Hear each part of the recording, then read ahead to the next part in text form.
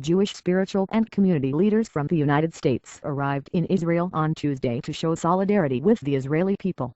Our goal is to visualize what is going on here and to take a message back to the United States that Israel is doing what it must to survive, said Michael Siegel, Chairman of Board of Trustees for the Cleveland Jewish Federation and Jewish Federations of North America.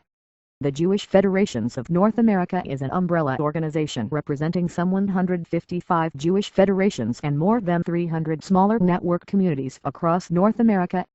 Its members have pledged $5 million to help Israelis overcome the rocket attacks from Hamas, especially those Israelis living in the country's south where hundreds of rockets have landed. We experienced 5 different air raid scenarios, including a point where we had to leave the bus and lie on the side of the road where we watched the Iron Dome intercept rockets above us, said Siegel, who arrived here with 15 others on Sunday. We also saw Israeli children running into bomb shelters as sirens sounded, he said.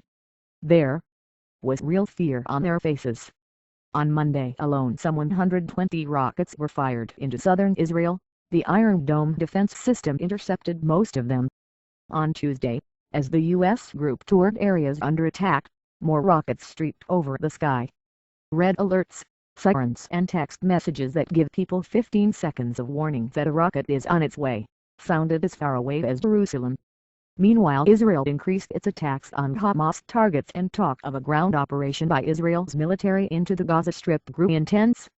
I came because I think it is very important for the American Jewish community to show its support for Israel at this time of crisis, said Daniel Andreessen, Assistant Executive Director of the Jewish Federation of Birmingham, Alabama. Coming here from the U.S. and experiencing this conflict is an indescribable feeling, said Andreessen, adding that it is hard for those not here to really understand the magnitude and the effects of ongoing rocket strikes on the Israeli population. Among the U.S. Jewish leaders here are ones who arrived from New York, Chicago, Boston, New Jersey, Cleveland, Miami, Los Angeles, Washington and Minneapolis. About a dozen rabbis from congregations across the USA also arrived in Israel this week, paying condolence calls to families affected by the terror attacks, including the families of people killed by a rocket Thursday. We felt it was important for American rabbis to make show of solidarity with the Israeli people, said Rabbi Leonard Matinsky, head of the K.I.N.S congregation in West Rogers Park, Chicago, and dean of the Ida Crown Jewish Academy, the largest Jewish high school in Chicago. Matinsky, who is also vice president of the Rabbinical Council of America, explained that the decision to come to Israel was only made Friday night. His group brought with them hundreds of gifts for Israeli children who spend time in bomb shelters. Together we represent thousands of Jews in America and there is tremendous concern among American Jewry about what is happening here.